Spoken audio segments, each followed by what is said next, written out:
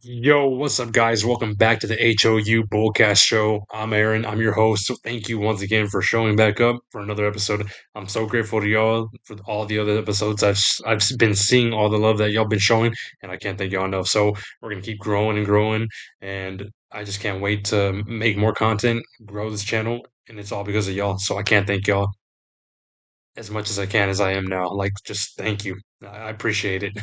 But in today's video right now, we're going to get into the Texans bye week report, the quarterly report, before heading into the second half of our season, which is, after the bye week, as it is for every other team. So, let's get into it. We started off 0-3. We're 2-3 now. We looked abysmal in those first three games against the Rams, Buccaneers, Jaguars. Offensively, we looked abysmal. Not defensively. Defensively, they held their own, but they were certainly blowing coverages for drives to keep going, drives to score points, and it was one of those where changes were to be made, which was the release of C.J. Gardner-Johnson. We thought he'd be something special when we acquired him with the Kenyon Green trade, and he just turned out to be just all noise. That's all he was. He was just all noise. So we decided to release him. He's now with the Baltimore Ravens, as well as Kenyon Green, which is funny enough because the Eagles saw that he was just a bust. They couldn't uh, make him better either with that great offensive line coach that they have with the Eagles. So it's kind of crazy that they couldn't even help him either. But both of those players are on the Ravens, which is funny to know that they were traded for one another and now they're on the same team. But move on from that. Uh, you know, as Texan fans, we anticipated maybe going 4-1, maybe 3-2, but heading into the bye week 2-3, it's it's pretty, it's one of those like questionable type things of like, oh, if from a different fan's perspective, you're like, oh, what happened with the Texans? And it's, all based on the offense of how abysmal they were to start the season. And of course, you can say, "Oh, the only reason you're 2-3 is because y'all played two terrible defenses, one terrible with the Titans having a terrible secondary, but they do have a good defensive line." Then you get to the Ravens with already a terrible statted ranking defense with an injured, depleted defense added onto it. So I know other fans will look at that and say, "Oh, that's the only reason you won," but at this point, hey, it's the NFL, no excuse league. You got to get your wins how you get your wins. But it will be tough because the Colts and the Jaguars, they're looking good. Jaguars coming off of a great win against the Kansas City Chiefs. Colts coming off of a great blowout win against the Raiders. They're both 4-1, which will be a struggle to get back into, as the Texans will, and I believe they can get back into the division race, which they are right there. But it all depends on if the Colts and Jaguars will start to fall off a bit by losing a couple games, which, as Texans fans, we need for the Texans to get into second place, get into possibly first place. But, that's what the second half of the season for everybody. So we'll see as it goes because I know Jaguars play Seahawks this Sunday and they play the Rams next Sunday. So as Texan fans, we're kind of hoping like, okay, Seattle Rams are going to root y'all on so y'all can beat them before Jaguars head into their bye week after the Rams game. But let's see. But let's get into it with the rankings offensively. Uh, Offensively in the rankings, like I said, we were honestly bottom of the league to start off the first three games, but now as we moved on to the bye week, we are currently 19th in passing yards per game, averaging about 219 passing yards. Um, 16th in rushing yards per game with about 116 yards per game. We are 20th in points scored per game at 21.6 points per game. So from the first 3 weeks to the 2 weeks after, we have done better, completely better. Yes, I can say it is because we played two terrible defenses, but it is still up to the offense, their players, the offensive line, and the coaching for us to win those games and for us to score the points we need to win those games, in which we did. So I'm not gonna I'm not gonna complain at all about that. So we move on. With our offensive line, our offensive line is ranking 20th in the league, which is good. Compared to last year, we started off terribly with our undisciplined flags. Y'all remember with Laramie Tunzel. Laramie Tunzel literally led the league with false starts, more false starts than about like maybe like seven other teams. That's how bad he was. And with our offensive line right now, they are sort of forming their chemistry together finally. They were it did look like in the beginning of this first 3 weeks that they were abysmal as well, but they started making things happen. Kolpovich, he's doing a good job. He's getting his guys ready every game, and we honestly went. I believe we were 28th in the offensive line rankings, first 3 weeks, and now look at us, we're at the 20th. So good on them. There's only two. We only allowed 2 sacks last game against the Ravens, 2 sacks allowed against the Titans. So it could be worse. It could be worse. But pressures from compared to last year, pressure rate has been a little bit lower. Sack rate has been a little bit lower. But overall, the undisciplined with flags, it's been way lower compared to last year. And the run game, with our offensive line, it is doing better compared to last year because last year it was more of Joe Mixon having to do the work more than the offensive line. So credit to the offensive line.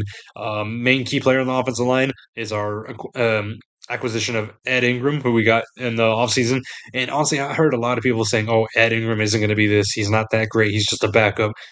He's ranking at the right guard position, 13th in his position, and he's been the key offensive lineman on our team that's been doing great. That's been having his name mentioned in a lot of rankings with how well he's been with his PFF grades. So hats off to Ed Ingram. He's doing his job, as well as our tackles. Arianta Ursary, rookie tackle at left tackle, taking Laramie's position. Replacing him. Ariante, he had his rookie struggles, especially against the Jaguars, going up against Josh Allen. Uh, but that's to be expected, going up against an All Pro defensive end like that. Uh, Titus Howard on the right tackle position. He's doing what he does. He's been honestly the best at that position. I always hated us moving Titus to left guard, to right guard, to left tackle. Just keep him at the position we drafted him in, which was right tackle, and he's doing a very good job. Jake Andrews, he's doing all right. It was just that one Jeffrey Simmons sack on CJ 2 weeks ago where it was like that was just a terrible play. But Jake Andrews at center, he's doing a well job. Connecting with CJ when hiking the ball. If they got to call out a blitz, the offensive line does still struggle with the blitzes because when the other team throws a heavy blitz, a lot of our guys just aren't ready for it. So I hope during this bye week when they go look at film throughout these first 5 weeks that they do look at how to stop and slow down blitzes more, or just how to get rid of the ball quicker, especially going with with blame to CJ because we have complained that CJ holds on to the ball too long, especially when maybe a stunt blitz is happening or just getting rid of it quicker when the heavy blitz happens. So you know it's a bit of both on CJ and the offensive line, but I believe they can correlate together to making sure that the blitzes are lowered on the rate percentage of getting to CJ as well as the pressure rate percentage. So hopefully Kolpovich, D'Amico Ryans, and Nick Caley. I hope they all can work together on seeing where they can get, especially with the tight ends blocking, running back blocking. Just to stop the pressure, giving CJ enough time to dump it off to his receivers. But speaking of CJ, let's get into his stats. Heading into his bye week, he's 102 for 144 completions, which is great. 1,076 passing yards this season, 8 touchdowns and 0 interceptions. So you know he started off struggling with his awareness, with his decision making, with his sacks that he was taking because a lot of the sacks were on him majority of the time because of him holding onto the ball too long. But as we moved on, he has looked more confident. He has because he's seeing that the offensive line is giving him time. The plays are happening because of him, because of his receivers like Nico Collins, Christian Kirk, etc. But you can see that his confidence is skyrocketing after the Titans game, after the Ravens game. He is excited. His birthday passed up, so last week. So happy birthday to him. He's 23 years old, so he hasn't lost a step. With his press conference that he went on 2 weeks ago about saying his age, with him being feeling slow, and he was just like joking about it. But overall, this season he's done good. Oh, it's he's I messed up. He actually has 3 interceptions. I'm sorry, I messed up. I don't know why I got zero interceptions. Maybe I was thinking of because of the Ravens game, no interceptions. But my bad. But 8 touchdowns, 0 interception, 3 interceptions. Uh, So, the interceptions weren't completely on him. One was the batted ball by Josh Allen at the end of the Jaguars game. The other was on him, which was throwing into sort of double coverage, but for the cornerback to it was a safety. Safety got there in time to intercept the ball when trying to throw to Christian Kirk. And the other one was against the Rams, I believe, but that wasn't completely on him. That was on Jaden Higgins and not holding onto the ball, not holding onto the ball for their cornerback to rip it out of his hands and intercept the ball. So really, only one interception was on CJ. So I'm not going to blame him entirely, but I believe he will, you know, slow down the interceptions going on in the second half of the season. I believe that. I think at the end of the season, I believe that maybe he'll have at most six interceptions. That's just me, but we'll see. I just don't feel like he's going to turn the ball that much over as much as he did when the offense in general struggled the first 3 weeks. Let's get into the receiver, the main receiver, leading receiver, which is Nico Collins. 22 catches for 312 yards receiving with 3 touchdowns. It was a struggle trying to get Nico involved in the offense to start the few games because that's why a lot of fans were like, Where's Nico? Why aren't we targeting Nico?" Like I remember one game he only had four targets, no, four catches, four targets, and that was just terrible. That's where a lot of fans were calling out Nick Caley, and once you know it, after that happened, they started going after Nico, and Nico's been looking great, looking like the top 10, top 5, top 10 receiver he is. So I hope to see him utilized more in this season. Let's get into our running back position. Nick Chubb, 58 attempts, 249 yards rushing with 2 touchdowns, having 7 catches for 46 yards receiving. Nick Chubb's been a great acquisition in the offseason. I was happy when we got him. It's just we all thought that Joe Mixon was going to be here. Joe Mixon's timetable is still undetermined. We don't know what's happening with that, but we're not complaining because Nick Chubb has looked great. He has looked like sort of reminiscent of his old Cleveland Brown self, but not yet. But he's getting there. He's getting there. So we're happy to see that. Uh, he makes his yardage. He's tough to take down. So this isn't he gets tackled once and he's down. No, he fights for his yardage no matter what. You saw if you want to see how good he runs, go look at the Ravens game. He looked great breaking tackles.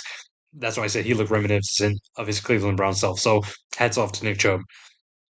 I want to do a I'm gonna do it on both sides of the ball, which is standout player so far for both sides of the ball, which is Woody Marks on the offensive side. Woody, I was I was glad when we drafted him because he looked great. I saw all his stats coming out of USC. Um, Analysts like Landry Locker and others for the Texans organization were happy. He was the leading passing back in the NCAA season of college football. So we were anticipating to see how he would do, and once we found out really about the Joe Mixon injury, we knew that he would be utilized. It was tough having to get over Damian Pierce and Dario Gumbawale. They were holding the production back from Woody Marks because for some reason Nick Caley wanted every running back to touch the ball, which just isn't good. So that was the first 2 weeks that happened, which was Rams and Buccaneers. Damian Pierce had his struggles against the Rams. Dario Gumbawale had his struggles against Buccaneers. So that's when D'Amico, I'm pretty sure it was D'Amico, he decided, hey, it's time for us to use Woody more. And, we can't be using the fourth stringer, third stringer. Let's use Woody. He's there. Joe Mixon isn't coming back anytime soon, so let's see what Woody's got. Look at what we got now. Woody Marks coming in with 36 attempts, 137 yards rushing, averaging about 3.8 per carry, one touchdown with one rushing touchdown, with 6 catches for 96 yards receiving with one touchdown as well. So from what we're looking at so far with our offense, uh, Nick Chubb is going to be the power back, the main back. We would love to see Woody as the starter, but Nick Chubb is holding his own as a starter. But Woody will be sort of that third down back, that passing back that will get the yardage that we need. Like you saw the plays he's made from that 3rd and 17 screen against the Titans. He made that play happen. Yeah, the blocking helped, but he made that play happen. There was other receiving catches that he caught that you saw his vision. You see he's got the feet to get more yardage. He's got the toughness. So, eventually maybe next season or like at the end of the season, maybe Woody is a starter, but we'll see. But Woody is the standout player of the offense so far, and that's what we're excited to see. We're excited to see more Woody Marks. So hats off to Woody. You know, because with Joe Mixon, we just don't know what's happening with Joe Mixon. We honestly don't. So you know, can't really. It's just one of those frustrating things where you don't know what's going to happen once Joe Mixon comes back. Maybe Joe Mixon is not. Maybe he's traded when he comes. Maybe he's traded in the offseason. Who knows? I'm not going to speculate. But this is right now, so we're doing, the evaluation of right now, which is Nick Chubb, Woody Marks. That's it. Uh, when we get into the disappointment, I'm not gonna get into a player. It's more of the group, which is the tight end group. But it's not because the tight ends are struggling. Like Dalton has looked pretty good blocking wise, catching wise. Players like Harrison Bryant, he's done his job blocking wise. But it's just disappointment from the tight end position because of injuries. We have Brevin Jordan out for the season. Irv Smith, I believe he's just injured, but I don't know how long. Cade Stover broke it. I believe it was broke his foot. But so tight end position, we were anticipating, because I was excited for Brevin, and when he tore his ACL once again, it was just heartbreaking because I love Brevin Jordan. So it was one of those where it's like, wow, we just lost uh three tight ends from him, Cade and Irv. So we had to acquire Harrison Bryant from the practice squad, Brendan Bates from the practice squad, and they've been holding their own. Brendan Bates and Harrison Bryant both got some catches against the Ravens. So they've looked good. They were part of a couple run plays, zone rushes to block for Woody and Nick Chubb. So they've been doing their thing. So I'm not going to get too mad. It's just a disappointment for that position group because of injury wise. Because we know if Brevin Jordan or Kate Stover were in right now, the offense would be moving even better as well. But I'm not gonna discredit the guys that we acquired. They're doing their job. Let's get into the defense. Let's get into the defense rankings because defense wins Super Bowls, and the way our defense is looking, if our offense can correlate together, if they can look good as well as they did against Titans and Ravens throughout the second half of the season, they can get to where we haven't gotten to because of this defense. The defense has been so great this season, especially after the release of CJ Garner Johnson. But when it comes to this defense, they are a Super Bowl defense. They literally are. And if we can get there, if the offense can look good, we can do something special. And everybody knows this. It's the hope, it's the optimism. This is a team that we've been waiting for offensively. Defense, we already knew what the defense was. They've got that swarm mentality. They got that ready to hit your ass mentality. We're gonna attack you no matter what you try to throw at us mentality. And hats off to Matt Burke.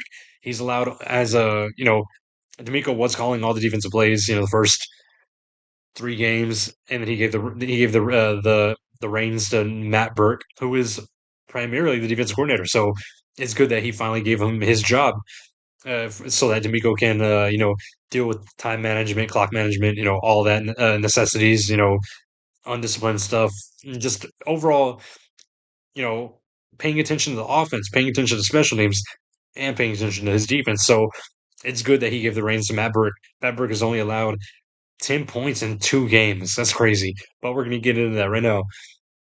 Texans defense is sixth in passing defense, allowing around 193 passing yards per game, and sixth in rushing defense, allowing around 90 yards per game. You saw against the Ravens, we only allowed 44 rushing yards, which is crazy. That's such an accomplishment. Uh, a bigger accomplishment is we're first in points allowed per game, allowing 12.2 points per game. Yeah, it moved down because of the Ravens Titans game. Titans scoring zero, Ravens scoring only 10. But against the Rams, against the Buccaneers, against the Jaguars, they all still moved the ball slowly because our defense still held their own. It was just the offense kept throwing them back on the field for them to get tired and exhausted and worn out. So I'm not going to blame the defense for the first three games on those losses at all. Those three losses are on the offense. So defense they've been showing up all season. So congrats to that defense. They are going to be even better coming off of this bye week because I believe Danico Autry should be coming back, and he's a key piece on the defensive line. Ferocious. Jalen Reed, rookie safety. They talked highly about him, coming into the training camp and all that. So, I'd like to see what he can do backing up MJ Stewart because MJ Stewart has done a good job replacing CJ Gardner Johnson and see what happens. You see what happens when guys with chemistry correlate with his teammates to make plays happen.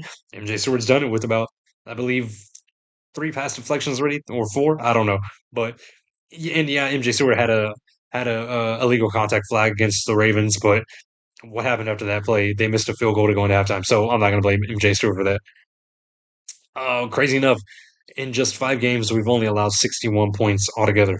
That's crazy.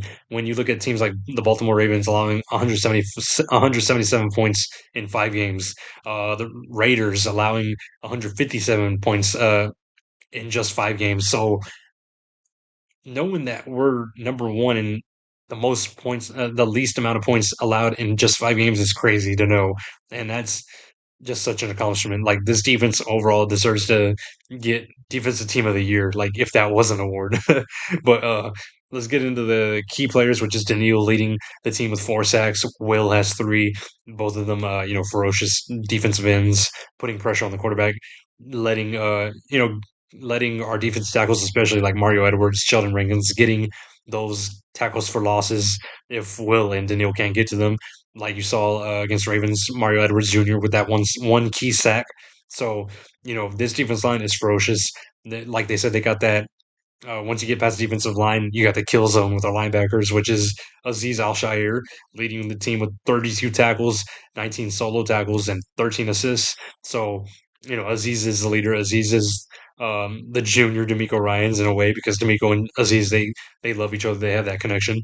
So, great job to Aziz for being the leader he is. Uh, Up and coming, EJ Speed, he's done great. Henry Toto, he's been he's been good, but not great yet because of his bad tackling. So I hope he takes it up a notch after this second half of the season. Christian Harris, I don't know where Christian Harris has been, but it's just been due to his injuries, due to his lack of play. Like Christian Harris was such a key player to this defense 2 years ago. Last year he was pretty much gone all season. So, at this point, Christian Harris might, who knows what will happen with him. He's kind of like just that missing piece, that we'd love to see, but everybody else has been holding their own, so I'm not going to complain. When we get to the secondary, Petrie's leading the team with 3 interceptions. You saw he caught 2 interceptions in this Ravens game, with 5 pass deflections in this season. So Petrie, he's been doing great. He got the bag this offseason for a reason, and this is the reason. He's looked great. He does struggle when he has to go man on man coverage. We saw that against the Rams game when we kept putting him against Puka. We should not have done that. But Petrie's done his job. Same with Stingley. Same with Kamari. This secondary is a great secondary. The secondary is the main reason as well as to why we are number one in lowest points allowed per game. Let's get into special teams now. Kaimi is 11 for 13 on field goals this year. His longest being 57. Extra points after the touchdown, being 9 for 9, being 84% on field ranking. 84% on field goals when it comes to him needing to make one, and he's actually ranking fourth in his position at kicker. So, hats off to Kaimi. I know I was talking about, hey, maybe we bring in somebody to bring in competition, but Kaimi is the leader of the special teams for us. I think he's already, yeah, I believe he is the leading point leader of special teams in our organization's history. So, Kaimi, you've done your job, especially this season. You look great, especially kicking, a long field goal like a 57-yarder. So, great job to Kaimi. Stay how you've been heading into the second half of the season. But overall, all three position not position groups phases of the team from offense, defense, special teams great. They all look great. Uh, Heading into the bye week with the momentum on their hands, momentum moving forward. Um, we know this second half of the season will be must-win games, no matter what game it is, especially divisional games, like Jaguars, like Titans, like Colts, especially because Colts and Jaguars leading the division 4-1. So we need to take those wins away from them. We need to make them take losses so that we can move up. Let's get into my coaching grades so far for the team. D'Amico A-minus. Uh, he's honestly settled down. He's settled this team down whenever we felt we were in panic mode. He was the key reason as to why we weren't in panic mode. He kept the players disciplined. Yeah, we were undisciplined the first few games, but D'Amico set shit straight and he made things happen. He got on the other coaches, like I'm sure he got on Nick Haley. I'm sure he got on the players that weren't doing their best. He made I'm sure he is the one that made the decisions to benched Damian Pierce against the Titans and Jaguars. I gotta look back, but yeah, because yeah, Damian was a healthy scratch against Titans. When he decided to bench Dare, not using him no more as a third down back, or how we used him because of how terrible he was at blocking against the defense line, because of that one play against the Buccaneers where Dare got blown up for CJ to get sacked. So D'Amico saw that, benched him. So that's great on D'Amico, and you see the defense he created. So I'm giving D'Amico an A minus. It's just him focusing uh, on the offense, focusing on making sure Nick Haley does his job. Matt Burke, A plus, because he was having to sit back because D'Amico was calling defense coordinator plays. And once he stepped in, once he got that rollback, just chef's kiss. He's done great. The defense is ferocious. The defense is just killers. They've got that storm mentality because of D'Amico and because of Matt Burke. Like I said, Matt Burke's only allowed 10 points in 2 games. Yeah, they were against a Lamar Jackson list team. Yeah, it was against a, a rookie quarterback team, an abysmal, even more abysmal offense than we looked in the Titans with Cam Ward at quarterback. But it's the NFL, no excuses league. The Titans, they can score points. You saw that how many points they scored against the Cardinals. They came back to beat the Cardinals, and that's because of their key pieces of their offense. So Matt Burke allowing them to score no points is a great accomplishment. When you get to the Ravens, they still had Derrick Henry, they still had Rashad Bateman, DeAndre Hopkins. Yeah, Cooper Rush isn't that great, but still, if they were playing maybe a bad defense, I'm sure they could have won that. Like, say if we were a bad defense, they could have honestly beaten us because they still looked competent to make plays happen. So I'm not even gonna get into that. Oh, they had no Lamar Jackson. They could have still made things happen, and they didn't because of this defense, because of Matt Burke. So A plus for Matt Burke. Nick Caley, C minus. You were terrible the first 3 weeks. I was close to giving him a D, but the past 2 games were I do want to say they were due to the players, but you got to be realistic. It was due to his play calls. So C minus for Nick Haley. He has made plays happen. He's adjusted himself from the first 3 games because he looked terrible play calling, especially seeing that we were 0-4 in the red zone, which was terrible to know as a fan. And then when we got to the Titans game and the Ravens game, I believe we're 4 for man, I think we're 4 for 5 in red zone now, but it's still, now that we're scoring red zone touchdowns, uh, that's an accomplishment. So hats off to Nick Haley. Hope he makes his grade go higher heading in the second of the season, because I will be grading him still, and I will come back at the end of the season for a grading of each coach again. So Nick Haley C minus.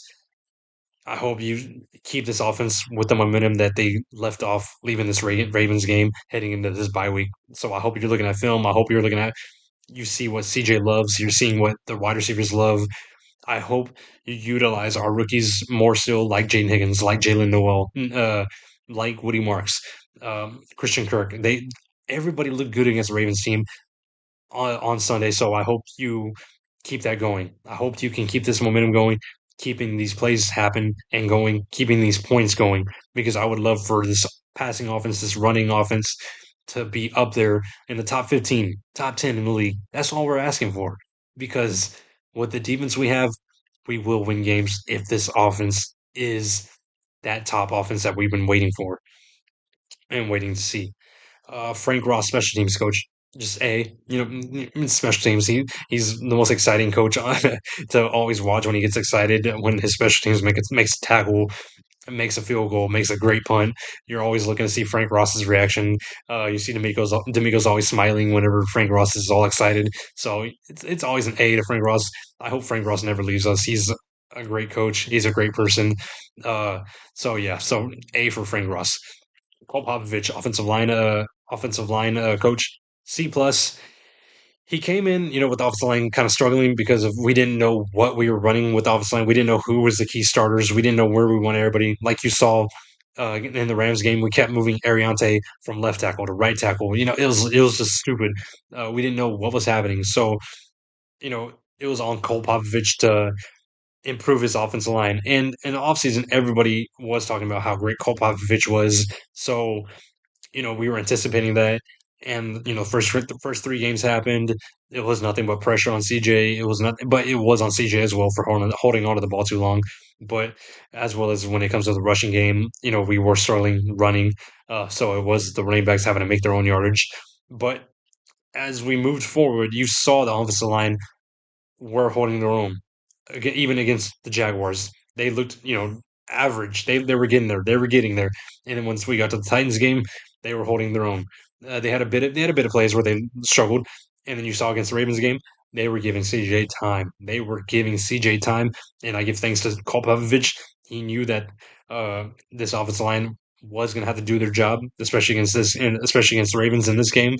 And we scored 44 points. Why? Because this offensive line was holding their own. Yeah, there was a couple plays where CJ got sacked, but overall, it's still because the offensive line made shit happen, made their blocks happen for CJ to get the play, to make the pass. You saw that run CJ had with a 30-yard rush. That was because the offensive line was holding their own for CJ to run out of the pocket, get 30 plus yards on that rushing play.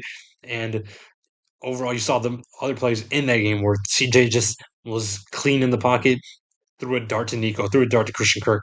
Um, you know, uh, a bootleg pass to Jalen Knoll. Xavier, I haven't even talked about him, but Xavier, he's looking good, especially after that Ravens game, and as well as Jaden Higgins. So hats off to the offensive line.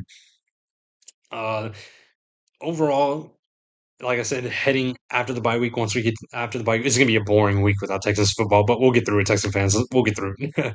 It's there like every year. But like I said, once we get past this bye week, it's gonna be defense stays the same. Stay how y'all been. Stays the top. Honestly, to me, number one defense that y'all have been. Offensively, move forward. Move forward with this momentum that y'all have after these last two games against Titans and Ravens. Keep moving forward. Score the points y'all have been scoring against these teams. You need to get must-win games out of.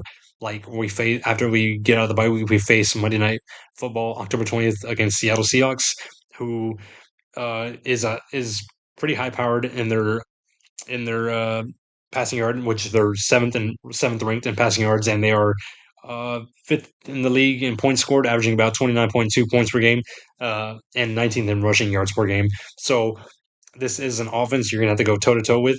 Yeah, we believe the defense can settle them down, but it's still you scoring to win the game. So this is all after the bye week. This is all just everybody looking towards the offense. We got to make the plays happen. CJ's got to make the plays happen. All these players need to make the plays happen, and Nick Haley needs to make the great calls for to utilize all of our players to make that play happen, to score the points we need to score, no matter if it's a field goal, no matter if it's a touchdown. It is what it is. We just got to score to win these games, and we'll get through it.